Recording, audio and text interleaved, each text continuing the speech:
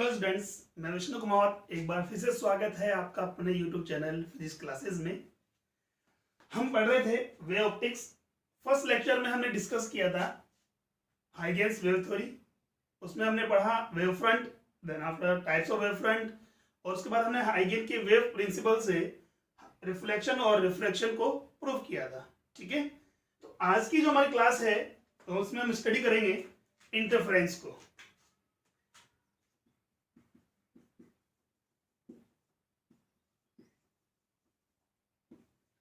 ठीक है, तो हम स्टार्ट करते हैं इंटरफेरेंस। इंटरफेरेंस स्टार्ट करने से पहले हम बात करते हैं फर्स्ट पॉइंट इसमें principle of superposition. Principle of superposition. अब प्रिंसिपल ऑफ सुपरपोजिशन क्या है, आप ऑलरेडी पढ़ चुके हो, वैसे भी दोबारा रिवाइज कर लेते हैं हम। इफ टू और more than two progressive waves are traveling in a medium in the same direction and superpose on each other, then the final displacement at any point of medium is defined as the vector sum of individual displacement of each wave produced at that point. Suppose करो हमारे पास if two progressive waves like A and another B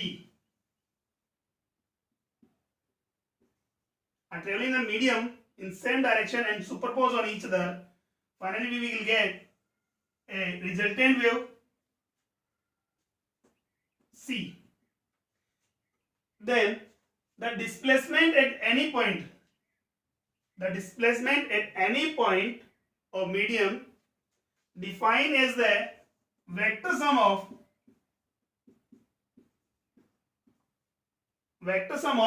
displacement produced by each wave at that point. Finally हमारे पास किसी point पर हम आती है, इसी point की नहीं, कहीं किसी भी पॉइंट की हम बात करें, उस पॉइंट पर जो रिजल्टेंट डिस्प्लेसमेंट होगा वो सुपरपोज जो वेव्स हैं उनके रिजल्टेंट के वेक्टर सम के इक्वल होगा।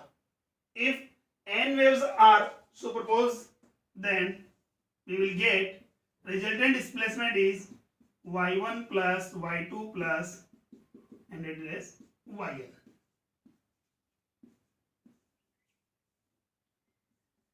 for n waves।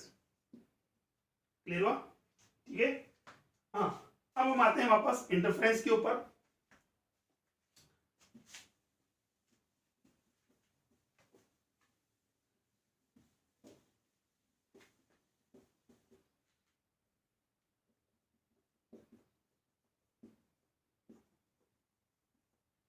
What is interference? तो हम बात करें when two coherent waves, अभी हमने एक वर्ड काम में लिया है coherent, इसे हम नेक्स्ट आगे डिस्कस करेंगे। If two coherent waves of same frequency are traveling in a same medium and superpose on each other, then the displacement due to the superposition at any point of the medium is different to the sum of intensities of both waves I1 plus I2। ठीक है, for example हमने कहा कि कोई भी wave है, इसका y1 displacement है, अनदर वेव हमारे पास कौन सी है, y2 है, ये डिस्प्लेसमेंट गिवन है, तो इनका इंटेंसिटी गिवन है I1 and I2। Individual displacement intensity क्या गिवन है, I1 एंड I2 गिवन है। अगर ये सुपरपोज होती हैं तो फाइनली हमारे पास जो रिजल्टेंट इंटेंसिटी क्या आना चाहिए, I1 प्लस I2। बट इनके जो किसी पॉइंट्स की हम बात करें, पॉइंट्स पर जो है इंटेंसिटी जो है I1 प्लस I2 से डिफरेंट होती है। Some points have large intensity compare to I1 plus I2, that means I is greater than I1 plus I2, and some points have low intensity I1 plus I2। Clear हुआ? That means interference एक phenomenon है जिसके according हम discuss करेंगे या study करेंगे किसको, the redistribution of intensity और energy by superposition of to coherent waves. Clear हुआ यहां तक? अब बात करें इंटरफेरेंस हमारे पास दो टाइप का होता है. There are two types of interference. First of them, constructive, and second, destructive. First तो हमारे पास है कंस्ट्रक्टिव इंटरफेरेंस एंड सेकंड होता है हमारे पास डिस्ट्रक्टिव इंटरफेरेंस. कंस्ट्रक्टिव इंटरफेरेंस में displacement and intensity are maximum. यही अगर डिस्ट्रक्टिव की बात करें तो डिस्प्लेसमेंट और इंटेंसिटीज क्या होंगी, मिनिमम होंगी. सेकंड पॉइंट, कंस्ट्रक्टिव इंटरफेरेंस कब होगा, इफ या in this case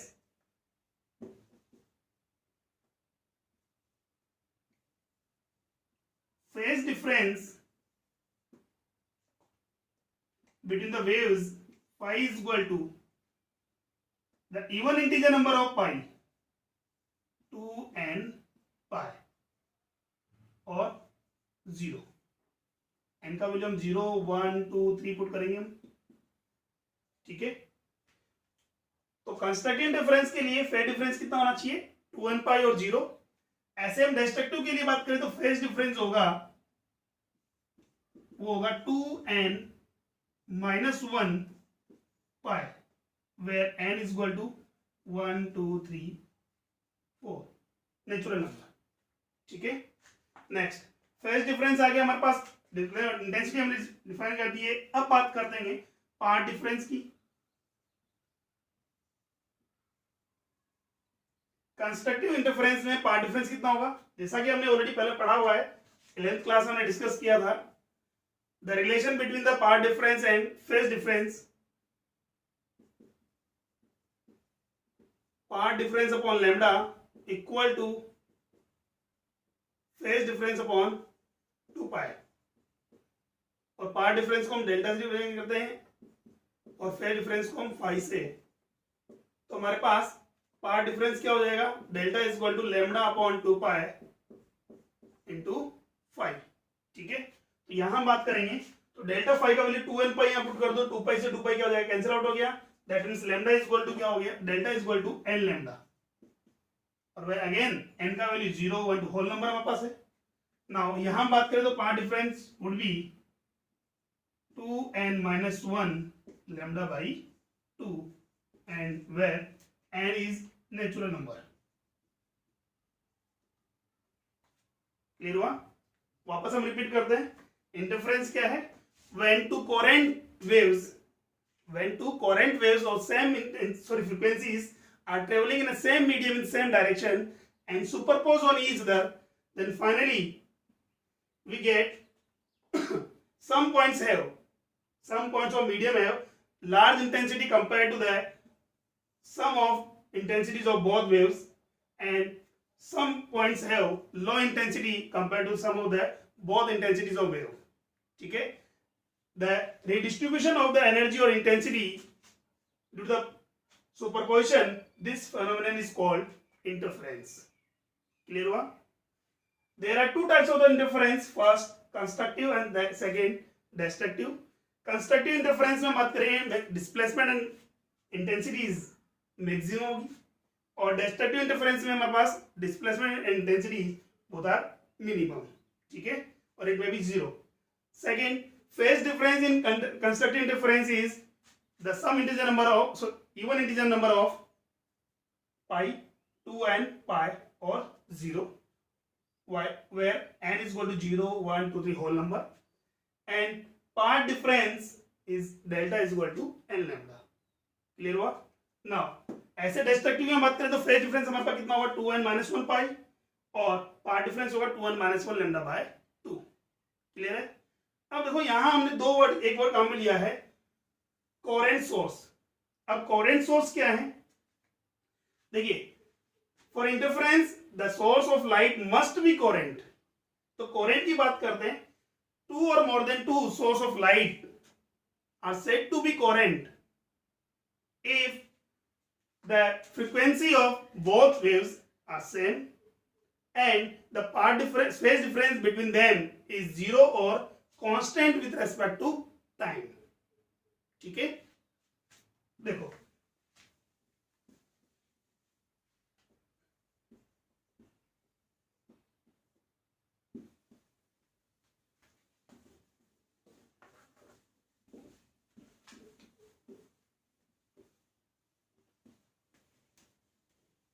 यहां बात करते हैं कोरेंट की।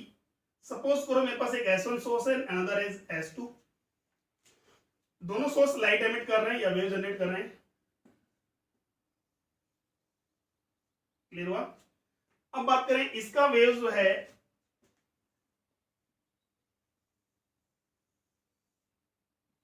इस फॉर्म में मूव कर रहा है। सेकेंड हमारे पास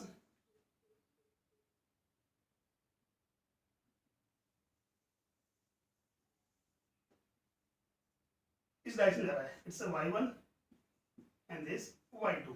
ठीक है, फ्रीक्वेंसी इनका सेम है। अब बात करें हमारे पास यदि इस वेव्स के रेस्पेक्ट में इसका डिफरेंस देखा जाए, फिर डिफरेंस मान लो सपोज अभी जो स्टार्टिंग हमारे पास दोनों का सेम है, एम्पलीट्यूड दोनों का डिफरेंट हो सकता है, ये दोनों को सुपरपोज कराया। अभी हम बात कर रहे हैं यदि इसको अगर ये तो पर्टिकुलर किसी टाइम के ऊपर माना कि ये 0 से स्टार्ट हो रहा है, तो सेकंड वाला भी क्या है 0 स्टार्ट हो रहा है। बट कोई जरूरी है हमारे पास 0 स्टार्ट हो इनके बीच में, यहां तो हम देखा कि फेज डिफरेंस कितना है 0 है। बट इसको अगर शॉर्टली अगर बात करें, शार्पली अगर शिफ्ट कर दें, तो मेरे पास नेक्स्ट जो पोजीशन आएगी कुछ इस टाइप से आएगी।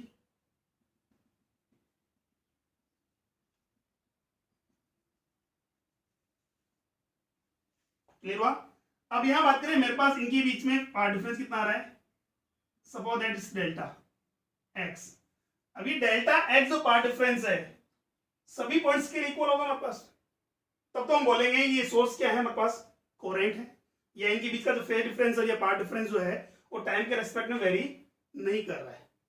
ठीक है, तो यहां बात करेंगे एक two source of light are said to be coherent if the phase difference between both waves is 0 or constant with respect to time। Clear हुआ? टाइम के रेस्पेक्ट में वेरिएशन नहीं आना चाहिए, तो हम बात करेंगे कोरेंट होंगे। बट हम बात करेंगे रियल लाइफ में हम देखें तो दो independent source can not be coherent. ठीक है, दो इंडिविजुअल हमारे पास इंडिपेंडेंट सोर्स हैं वो कोरेंट होना पॉसिबल नहीं है। और हम बात करें एक ही सोर्स से जो दो वेव जनरेट होती हैं, the waves are emitted by single source always be coherent. तो यहां हम डिस्कस इसके लिए हम एग्जांपल लेते हैं। मैं कंसीडर कर रहा हूं दो आइडेंटिकल कैंडल्स की।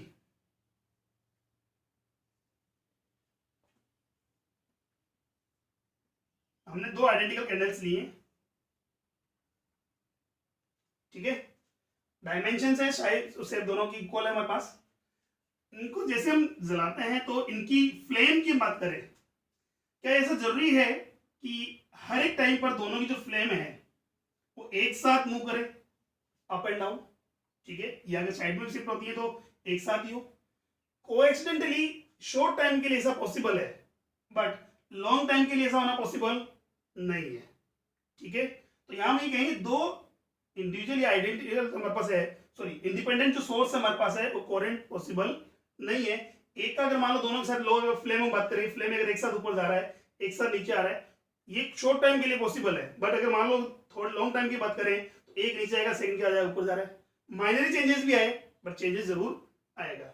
ठीक है, यही अगर बात करें हमने अभी सेकंड हमने सेंटेंस क्या बोला, the light waves are generated by a common source always be coherent. एक ही सोर्स से निकलने वाली वेव्स ऑलवेज कोरेंट होती हैं। कैसे होती हैं वो देखें। तो यहां हमने ये बात की, इसी कैंडल की बात करता हूं। इस कैंडल को हमने जलाया, इसकी फ्लेम हमारे पास है, और अभी इसी फ्लेम को मैं ऑब्जर्व करूंगा इसके साथ, इसकी मिरर इमेज के साथ।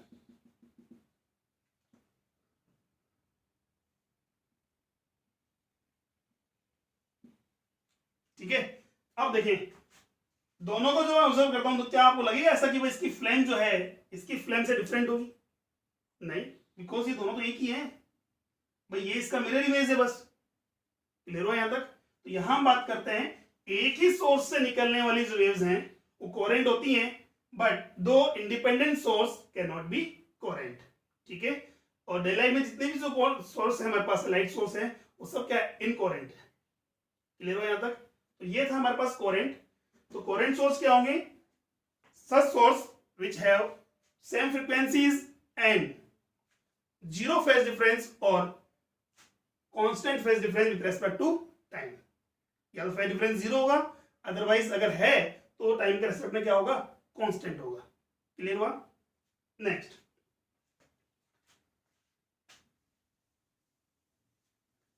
अब बात ये थी कि हमारे पास दो इंडिपेंडेंट सोर्स कोरेंट नहीं होते हैं या इनकोरेंट होते हैं, तो इंटरफेरेंस कैसे होगा? तो इंटरफेरेंस के लिए क्या करते हैं भाई इंटरफेरेंस के लिए हमारे पास सोर्स का कोरेंट होना कंपलसरी है या मस्ट है हमारे पास, कि सोर्स अगर कोरेंट होंगे तो ही इंटरफेरेंस पॉसिबल है, अदरवाइज पॉसिबल नहीं है। तो कोरेंट सोर्स कैसे हम मिलेंगे? तो हम ये करते हैं, एक ही सोर्स को या एक ही सोर्स से निकलने वाली वेव्स को दो पार्ट में डिवाइड करके दो कोरेंट सोर्स जनरेट करते हैं। ठीक है, तो यहां हमारे पास है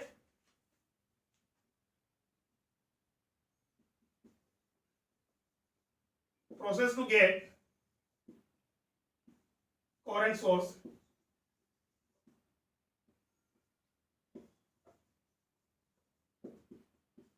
देखिए, current source के लिए हम बात करें, दो मेथड हम यूज करते हैं। First, by division of amplitude, and second हम बात करेंगे by division of wave front.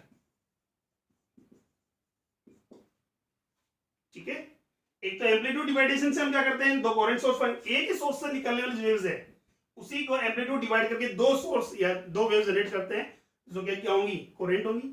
ऐसे हम बात करेंगे, एक ही सोर्स से जो वेव फ्रंट जनरेट हो रहा है उसी वेव फ्रंट को दो पार्ट में डिवाइड करके दो नए कोरेंट सोर्स जनरेट करेंगे। क्लियर हुआ?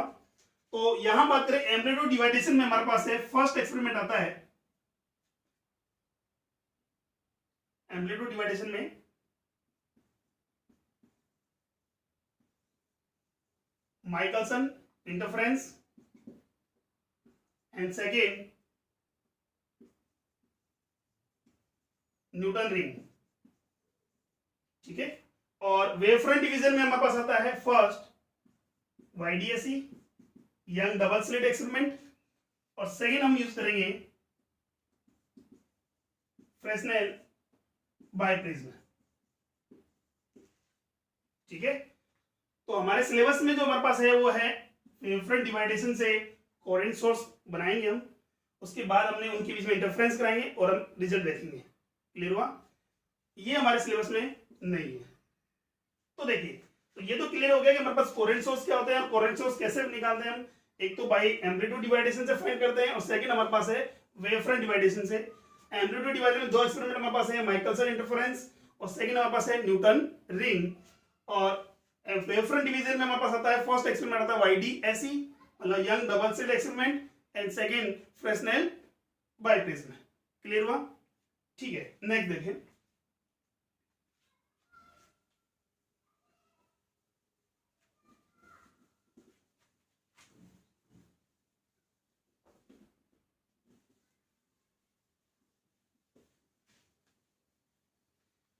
देखो, इंटरफेरेंस को हमने दो पार्ट में डिवाइड किया था, एक तो हमने कहा था कंस्ट्रक्टिव एंड सेकंड हमने बोला डिस्ट्रक्टिव।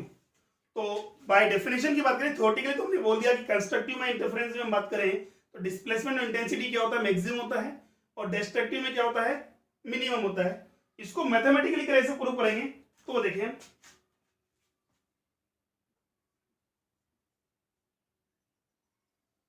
मैथमेटिकल एनालिसिस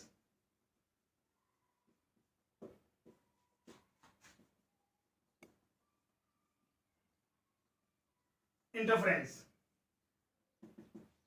ठीक है, consider there are two waves, coherent waves sorry, A and B, and the amplitude sorry हाँ y1 is equal to a1 sin kx minus omega t, and second y2 is equal to a2 sine K X minus omega T plus five. देखिए दो coherent source हमारे पास है जिनका displacement given है y1 and y2, where a1 and a2 are the amplitude and k. What is k? ये wave का equation है हमारे पास, और वेव का इक्वेशन हमें पढ़ा है तो k इज इक्वल क्या होता है, wave constant 2 pi by lambda. ठीक है, तो देखो दोनों के लिए k कांस्टेंट है, दैट मींस हम कहते हैं दोनों के लिए वेवलेंथ भी कांस्टेंट है, ये कॉमन है हमारे पास। Second omega angular frequency 2 pi by लैम टी, तो इनका फ्रीक्वेंसी ये बोल दिया 2 पाई एफ, तो इनका फ्रीक्वेंसी भी कॉमन है या इक्वल है। ठीक है, बट देखो फर्स्ट जो वेव है उसका फेज एंगल कितना है, कि x minus omega T. Second वाली जो वेव है उसका फेज एंगल हमारे पास गिवन है ओमेगा टी माइनस के X minus omega T plus five, तो यहां फाइव क्या है मेरे पास, फेज डिफरेंस।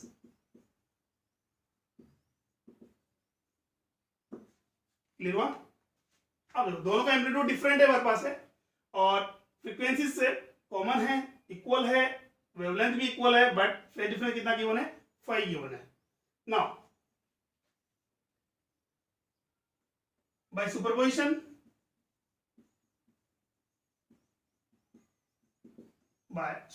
प्रिंसिपल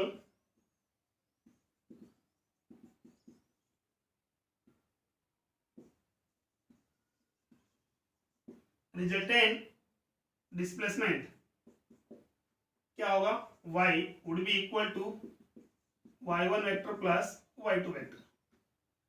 ठीक है, नाउ वैल्यूज पुट करें तो after putting the values we will get y1 का वैल्यू क्या होगा बेटा, a1 sin kx minus omega t, and y2 का वैल्यू क्या है हमारे पास, a2 sin kx minus omega T plus 5। ठीक है, अब देखो यहां क्या मैं इसको a कंसिडर कर सकता हूं, ये a एंड दिस b, ये क्या हो गया, साइन a प्लस b का फॉर्मूला हो गया। तो साइन a प्लस b के फॉर्मूले से इसको हम क्या करेंगे, हम साइन a प्लस b क्या होता है, sine a cos b plus cos a sine b। ठीक है, तो हमारे पास क्या होगा, a1 sine kx minus omega T plus a2 sine a, तो sine kx minus omega t cos b that means 5 plus again a2 cos a sin b, तो cos kx minus omega t and sin b sin 5। ठीक है, अब देखो यहां कुछ common आ रहा है, sine kx minus omega T common ले लें, यहां y इक्वल टू क्या होगा मेरे पास, sine kx minus omega T, ये हमने कॉमन लिया है, और बच गया क्या मेरे पास, a1 plus a2 cos 5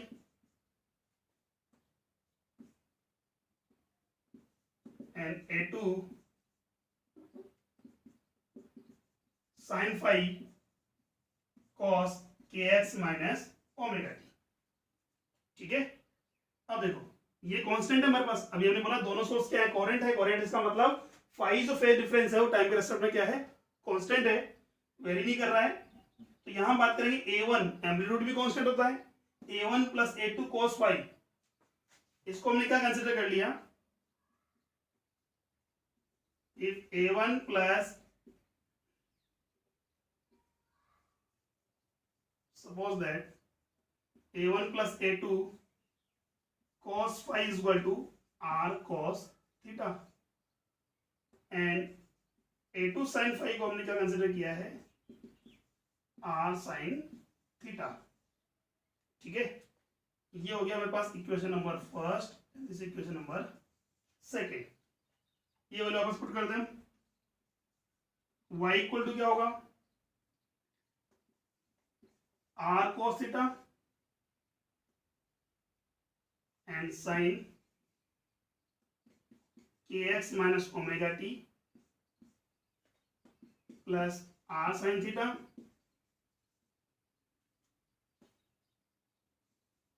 cos kx minus omega t। Clear हुआ? नेक्स्ट देखो,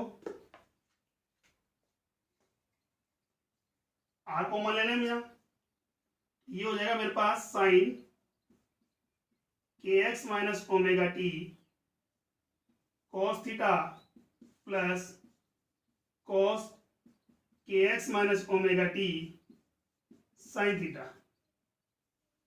तो यहां देखो बेटा, तो वापस देखो, sine A cos B cos A sine B का फॉर्मूला हो गया मेरे पास, जो क्या होता है sine A plus B. That means y का वैल्यू क्या आ रहा है मेरे पास, r sign K X minus omega T plus theta. ये इक्वेशन नंबर 3 हो गया, जो कि हमारे पास एक वेव का इक्वेशन बन रहा है। तो ये है कौन सी वेव, रिजल्टेंट वेव। ठीक है, ये रिजल्टेंट वेव है, तो r क्या हो गया हमारे पास है resultant amplitude x minus omega T, ये हमारा फेज एंगल हमारा, और थीटा क्या हो जाएगा हमारे पास फेज डिफरेंस। तो यहां बात करेंगे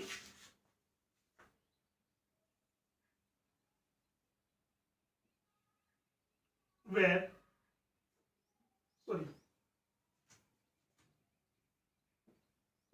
equation 3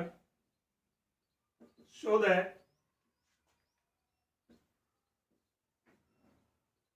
resultant displacement of final wave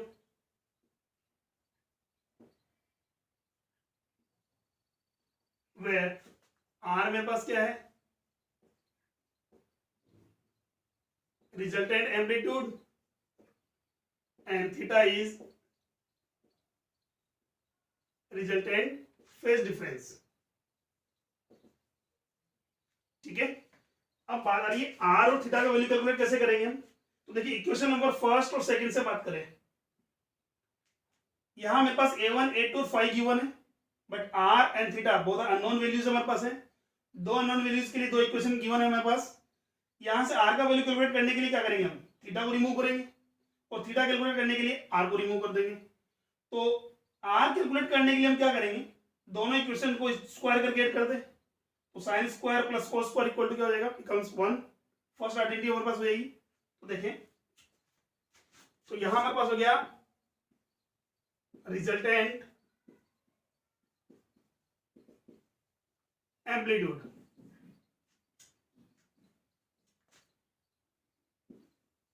bye sum of square of both equations first and second, we will get r square equal to a1 plus a2 cos phi whole square and plus a2 square sin square phi। ठीक है, again यहां हम a plus b whole square solve कर लें, तो r square would be equal a1 square plus a2 square cos square phi plus 2a1 a2 cos phi plus a2 square sin square phi। ठीक है, यहां देखें हम again a2 square cos square phi और a2 square sin square phi में कुछ common आ रहा है, a2 square कॉमन आ रहा है, cos square plus sin square क्या हो गया, अगेन 1 हो गया हमारे पास। That means r square would be equal a1 square plus a2 square plus 2a1 a2 cos phi, and r का वैल्यू क्या होगा, root of a1 square plus a2 square plus 2a1 a2 cos phi। ये हमारे पास हो गया resultant amplitude of final wave. Clear हुआ, इसे बोल दिया हमने इक्वेशन नंबर 4। तो जिस टाइप से हमने क्या किया भाई, एम्पलीट्यूड फाइंड किया है क्या, by removing the theta. Second time हम थीटा कैलकुलेट करने के लिए क्या करेंगे, आर को रिमूव कर देंगे। क्या करें, इक्वेशन फर्स्ट में सेकंड से डिवाइड कर दो, या सेकंड को फर्स्ट से डिवाइड कर ले। ठीक है,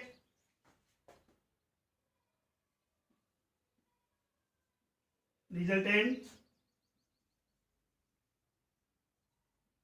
phase difference tan phi tan theta equation second divided by equation first. क्या आर से आर कैंसिल आउट हो गया, sine theta upon cos theta equal to क्या हो जाएगा, टेन थीटा। तो sine theta upon cos tan theta will be get a2 sin phi upon a1 plus a2 cos phi, a2 sin phi by a1 plus a2 cos phi। Equation number fifth. तो देखिए equation number fourth और fifth से जो result हमारे पास आ रहा है, ऐसा रिजल्ट ऑलरेडी हमें पहले ही निकाला है। कहाँ, 11th क्लास में वेक्टर एडिशन पढ़ा था हमने, ठीक है।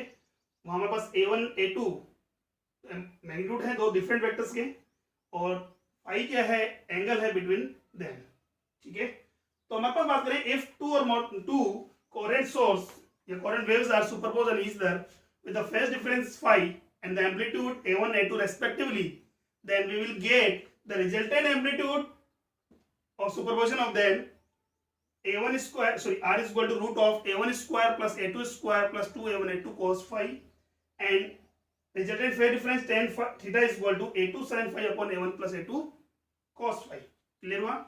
अब देखो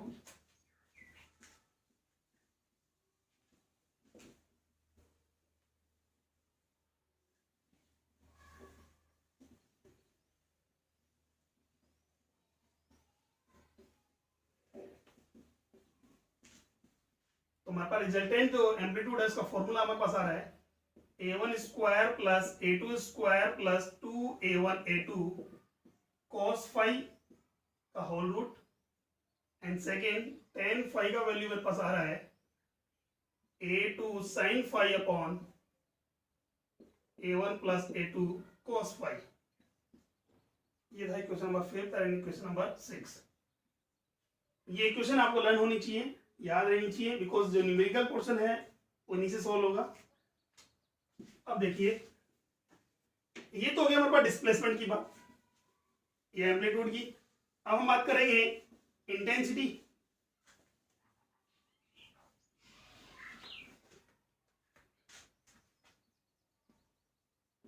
resultant intensity, because we know that in the wave the intensity of any wave is directly proportional to its amplitude, sorry, square of its amplitude। clear हुआ। it means I directly proportional to that r square। Proportional remove करें तो क्या question use करें हम, k use कर रहे हैं, I is equal to k r square for first wave। I1 का वैल्यू क्या होगा, k एम्पलीट्यूड कितना था a1 square, and for second wave I2 is equal to k a2 square. Clear हुआ। तो रिजल्टेंट वेव की बात करें तो I is equal to k r square. What is the value of r from equation number 5? By using equation number 5 I equal to k r square. तो r बहुत सारे square करने पर क्या होगा, रूट कैंसिल आउट हो जाएगा। क्या होगा, a1 square plus a2 square plus 2a1 a2 cos phi। Clear है। नेक्स्ट देखो क्या होगा हमारे पास, k a1 स्क्वायर, तो k a1 स्क्वायर किसके इक्वल है, I1 के, k a2 square I2, k बचेगा मेरे पास क्या, 2k a1 a2 cos phi। Clear है। यहां बात करें, देखो क्या मैं इसको सेट कर सकता हूं, I1 plus I2 plus 2 root of k a1 square and root of k a2 square. देखो रूट ऑफ k मल्टीप्लाई करते क्या हो जाएगा, रूट कैंसिल आउट हो जाएगा, k बचेगा मेरे पास, and root of a1 square किसके इक्वल होता है, a1 के, and root of a2 square किसके इक्वल होगा, a2 के। तो यहां मेरे पास i का वैल्यू क्या होगा,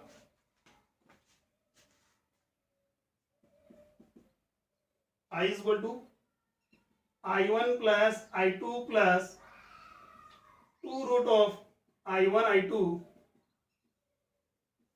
cos phi। ये फॉर्मूला हो गया मेरे पास रिजल्टेंट इंटेंसिटी का।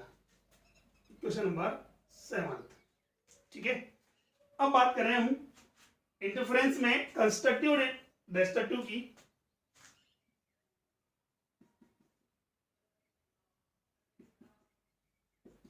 कंस्ट्रक्टिव इंटरफेरेंस की बात करें हम, तो कंस्ट्रक्टिव इंटरफेरेंस हमने क्या बोला था, कंस्ट्रक्टिव के लिए फाई जो होगा वो होगा 2n पाई और 0, 2n पाई और 0। तो यहां बात करेंगे कोस फाई, कोस 0 का वैल्यू क्या होगा 1। तो यहां देखो n का वैल्यू आप पुट करें तो हमारे पास क्या है, होल नंबर 0 1 2 3 4 इस टाइप से आएगा हमारे पास। तो मेरे पास क्या हो गया, n का वैल्यू 0 पुट करेंगे तो क्या होगा 0, 1 पुट करेंगे तो कितना हो गया 2 पाई। तो देखिए हम यहां स्टार्ट करेंगे 0 pi by 2 pi 3 pi by 2 and 2 pi. That means 0 का जो वैल्यू होगा वही 2 पाई का वैल्यू आएगा। एंड अगेन एक साइकिल में हमारा कितना एंगल बन रहा है 2 पाई, तो अगेन क्या आएगा यहाँ 4 पाई। तो 0 2 पाई 4 पाई 6 पाई का जो वैल्यू है वो इक्वल होगा हमारे पास। और cos 0 का वैल्यू कितना है 1। तो अगर cos 0 का वैल्यू 1 है तो रिजल्टेंट जो हमारे पास एम्पलीट्यूड होगा वो क्या होगा। इक्वेशन नंबर 5 में बात करें cos फाई का वैल्यू कितना पुट कर दे 1 पुट कर दे, तो a1 square plus a2 square plus 2a1 a2 का होल रूट, ये क्या हो गया मेरे पास a1 प्लस a2 का whole square, a1 plus a2 का होल स्क्वायर। तो r का वैल्यू रिजल्टेंट हमारे पास एम्पलीट्यूड क्या होगा a1 प्लस a2 का होल स्क्वायर का होल रूट, स्क्वायर से रूट क्या हो जाएगा cancel out. That means we will get r is equal to a1 plus a2। ठीक है, नेक्स्ट तो यहां मेरे पास क्या हो गया r मैक्सिमम हो गया। भाई cos फाई का जो मेरे पास वैल्यू है वो वेरी करता है -1 टू +1। तो +1 तो क्या है हमारे पास मैक्सिमम वैल्यू और -1 क्या है हमारे पास मिनिमम वैल्यू। तो ये मैक्सिमम है, दैट मींस r भी क्या होगा मैक्सिमम हो गया। नाउ इंटेंसिटी की बात करें तो इंटेंसिटी वही अगेन cos फाई का वैल्यू कितना पुट कर देंगे हम 1। तो cos फाई मैक्सिमम है तो i भी क्या होगा मैक्सिमम होगा। i मैक्सिमम का वैल्यू कितना आ रहा है मेरे पास i1 plus i2 plus 2 root of i1 i2। अब i1 को रूट ऑफ i1 का होल स्क्वायर बोल सकते हैं हम। ठीक है, तो a square b square plus 2ab again a plus b का होल स्क्वायर। i मैक्सिमम क्या होगा मेरे पास root of i1 plus root of i2 का होल स्क्वायर। ये लो, ठीक है। तो r जो कंस्ट्रक्टिव इंटरफेरेंस में एम्पलीट्यूड भी मैक्सिमम होता है और इंटेंसिटी भी क्या होती है मैक्सिमम होती है। अब इसका ग्राफ देखिए हम,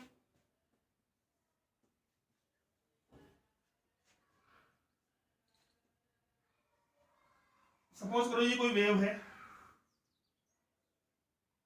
ठीक है, और ये वेव हमारे पास कौन सी है y1 वेव कंसिडर कर रहे हैं इसको y1 फर्स्ट वेव।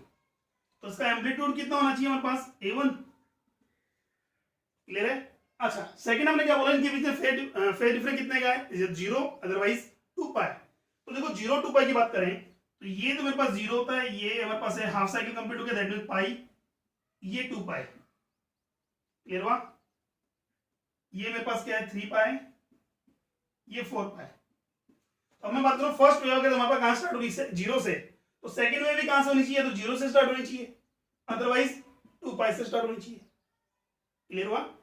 एक वेव मेरे पास 0 स्टार्ट हो रही है, सेकंड वेव भी क्या होनी चाहिए 0 स्टार्ट होनी चाहिए अदरवाइज कहां से 2 पाई से स्टार्ट होनी। अब देखो यहां से 0 स्टार्ट होने वाली वेव क्या हो रही है मूव कर शिफ्ट हो रही है किधर टुवर्ड्स टू मैक्सिमम, ये भी किधर शिफ्ट हो रहा है टुवर्ड्स टू मैक्सिमम। तो यहां अगर डिफरेंट वाली हमारे पास एम्पलीट्यूड वाली जो वेव है सेकंड वेव, उसको अगर मैं सुपरपोज कराऊं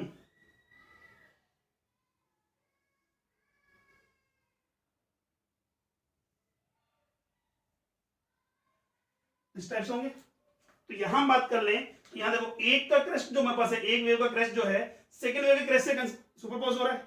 यहां ये बोलते हैं एक वेव का थ्रोप हमारे पास है सेकंड वेव के थ्रोप से सुपरपोज हो रहा है। तो यहां मेरे पास एक का फर्स्ट वेव का एम्पलीट्यूड कितना है a1 है, सेकंड वेव का एम्पलीट्यूड मेरे पास कितना आ रहा है a2 आ रहा है। तो रिजल्टेंट एम्पलीट्यूड क्या होगा इसका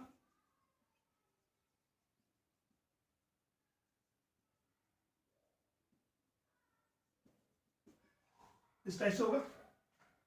ठीक है, और ये जो वैल्यू है मेरे पास कितना आएगा a1 प्लस a2। तो एम्पलीट्यूड मेरे पास पॉजिटिव नेगेटिव दोनों में चलता है मेरे पास, ठीक है, क्लियर हुआ यहाँ तक। अच्छा, ये तो हमारे पास फिर और बनाओगे कि हमारे पास दोनों का दो डिफरेंट एम्पलीट्यूड की वेव्स है, हमारे पास इनकी फ्रीक्वेंसी कॉमन है, वेवलेंथ कॉमन है, और फेज डिफरेंस हमारे पास कितना है, फाई। अगर सुपरपोज होती है तो रिजल्टेंट जो एम्पलीट्यूड आएगा मेरे पास है कब, फाई का वैल्यू तो 0 या 2 पाई 4 पाई या 6 पाई पर क्या आ रहा है, आर मैक्सिमम इक्वल टू आ रहा है a1 प्लस a2, ठीक है, और इंटेंसिटी क्या आ रही है, root of i1 plus root of i2 का होल स्क्वायर। ये हम बात करें कंस्ट्रक्टिव इंटरफेरेंस की, ठीक है ना। सेकेंड हम बात करें तो डिस्ट्रक्टिव इंटरफेरेंस में क्या होगा,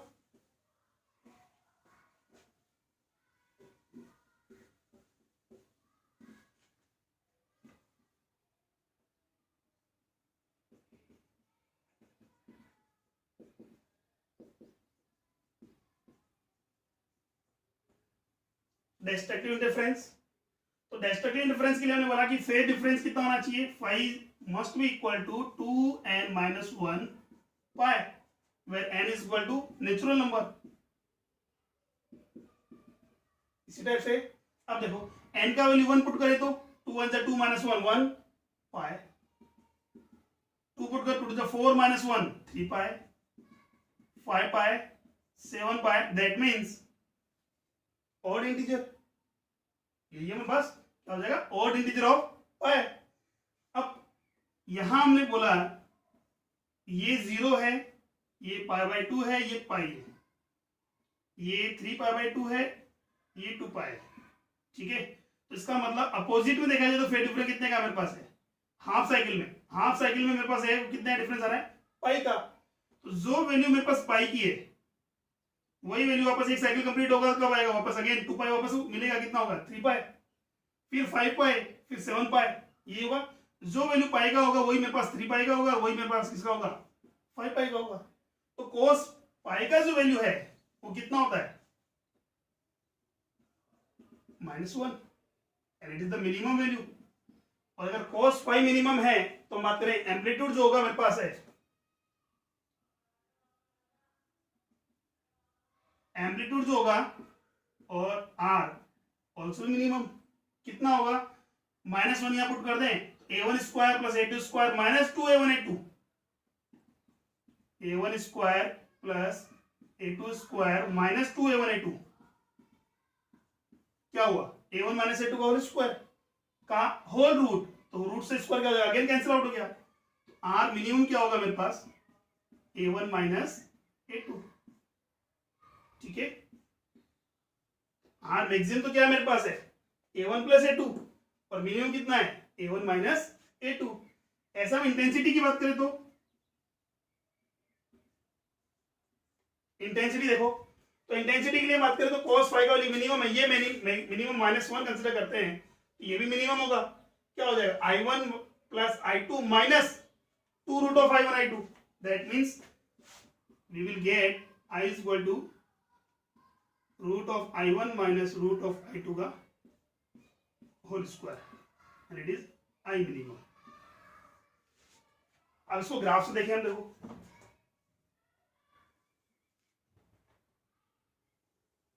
ये हमारे पास कोई भी एक वेव है, इसका एम्पलीट्यूड कितना गिवन है, a1 गिवन है, इसको मैं y1 वेव कंसीडर कर रहा हूं, ये 0 है, ये पाई है, ये 2 पाई है, ये 3 पाई है, एंड दिस 4 पाई। अब ध्यान से देखना, हमने क्या बोला है, डिस्ट्रक्टिव इंटरफेरेंस के लिए फेज डिफरेंस कितना होना चाहिए, पाई और 3 पाई और 5 पाई एंड ऑड इंटीजर नंबर। तो यहां बात करें एक वेव अगर फर्स्ट वेव मेरे पास 0 से स्टार्ट हो रहा है, लेकिन सेकंड वेव से कहां से स्टार्ट होना चाहिए, तो पाई से, अदरवाइज 3 पाई से स्टार्ट होगा। तो यहां से देखो पाई से बात करें, देखो ये वेव हमारे पास स्टेप जा रही है, तो यहां देखो 0 से स्टार्ट होने वाली वेव है वो शिफ्ट कर रही है टुवर्ड्स टू पॉजिटिव, बट यहां बात करें पाई से जो वेव स्टार्ट हो रही है वो किधर मूव कर रही है, downward, that means towards to negative. तो जब इनको मैं सुपरपोज कराऊंगा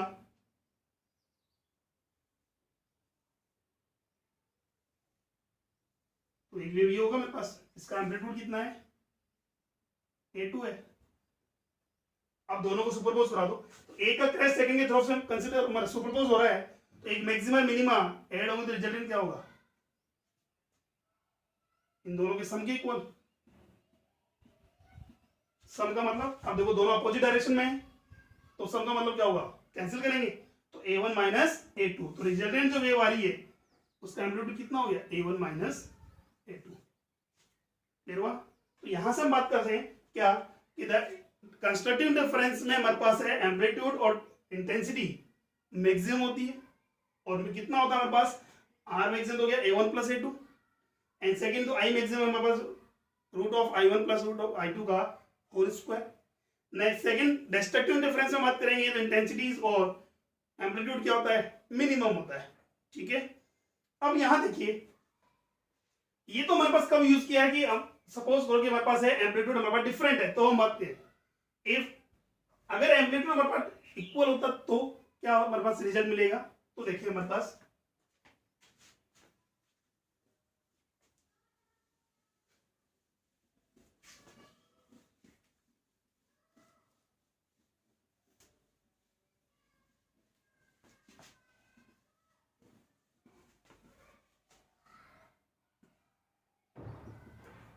if amplitudes are equal, that means a1 equal है किसके, a2 के, तो अगर एम्पलीट्यूड इक्वल है दैट मींस इंटेंसिटीज भी क्या होगी, इक्वल होगी। i1 इक्वल है किसके, ये तो हमने कंसीडर किया a नॉट, इसको कंसीडर किया हमने i नॉट। ठीक है, तो कंस्ट्रक्टिव इंटरफेरेंस की बात करें तो कंस्ट्रक्टिव इंटरफेरेंस में पर रिजल्टेंट जो एम्पलीट्यूड आएगा वो क्या आएगा, a1 plus a2, that means 2a not. ठीक है, और इंटेंसिटी जो आएगी मेरे पास क्या होगी, वो होगी हमारे पास है root of i1 plus root of i2 का whole square, root of i0 plus root of i0, 2 root of i0 का स्क्वायर, 4i0 स्क्वायर। ठीक है, एंड डिस्ट्रक्टिव की बात करें तो एम्पलीट्यूड मेरे पास क्या होगा, a1 माइनस a2, और दोनों का वैल्यू इक्वल है दैट मींस रिजल्टेंट कितना हुआ, 0, और हमारे पास इंटेंसिटी की बात करें तो also 0।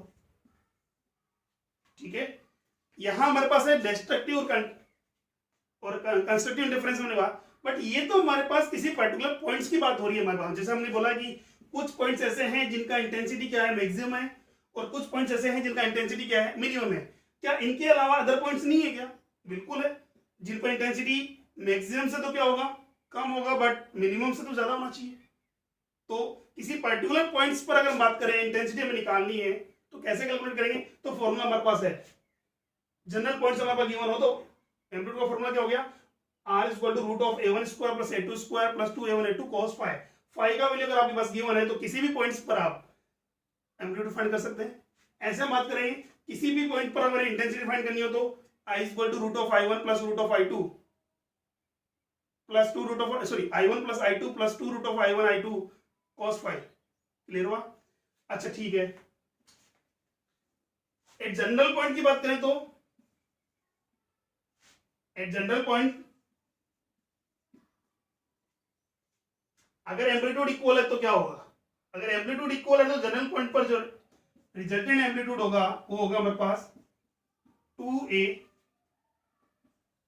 cos phi by 2, 2a cos phi by 2, and intensity मेरे पास होगी 4i0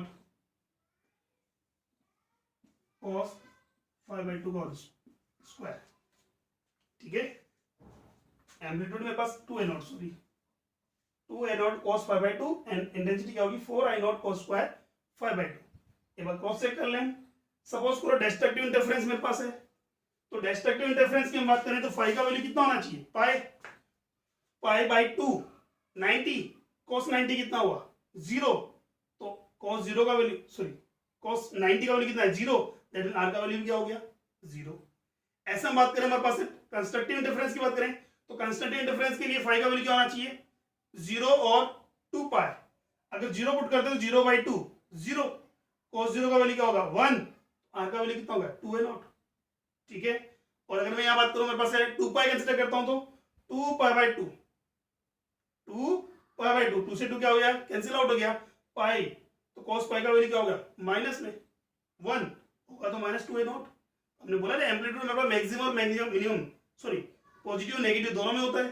ठीक है, ऐसे हमारे पास इंटेंसिटी क्या होगा, इंटेंसिटी पॉजिटिव में रहेगा, तो यहां हम बात करेंगे तो इंटेंसिटी जो मेरे पास है इसके लिए इक्वल एम्पलीट्यूड की बात करें, इक्वल एम्पलीट्यूड में जो इंटेंसिटीज है वो वेरी कर रही है फ्रॉम 0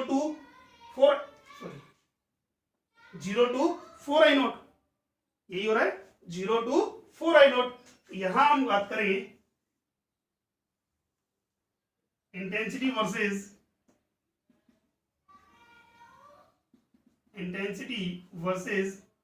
फेज डिफरेंस फाई क्या होगा। देखो मैक्सिमम वैल्यू मेरे पास कितना आ रहा है 4 I नॉट, कितना है 4 I नॉट, और मिनिमम वैल्यू कितना आ रहा है मेरे पास 0। ये है इंटेंसिटी और ये phase difference pi, 2 pi, 3 pi, 4 pi and minus pi, -2 पाई, -3 पाई, -4 पाई। तो 0 फेज डिफरेंस में बात करें, 0 फेज डिफरेंस पर इंटेंसिटी क्या आएगा मैक्सिमम आएगा, बिकॉज वहां क्या होगा मेरे पास कंस्ट्रक्टिव इंटरफेरेंस, और पाई पर क्या हो जाएगा मिनिमम।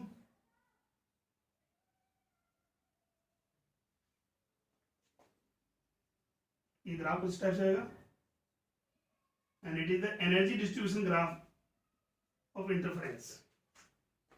ठीक है, क्लियर है, आज के लिए इतना ही है। बाकी हम नेक्स्ट क्लास में जो है इससे रिलेटेड हम क्वेश्चन सोल्व करेंगे, कुछ प्रॉब्लम्स हमारे पास होंगी, और उसके बाद हम डिस्कस करेंगे हमारे पास है इंटरफेरेंस में YDSE young double slit experiment, जो कि बाय डिवीजन ऑफ वेवफ्रंट से हम 2 कोहेरेंट सोर्स लेकर के उनकी सुपरपोजिशन कराएंगे। ठीक है, आज के लिए इतना ही है, थैंक यू।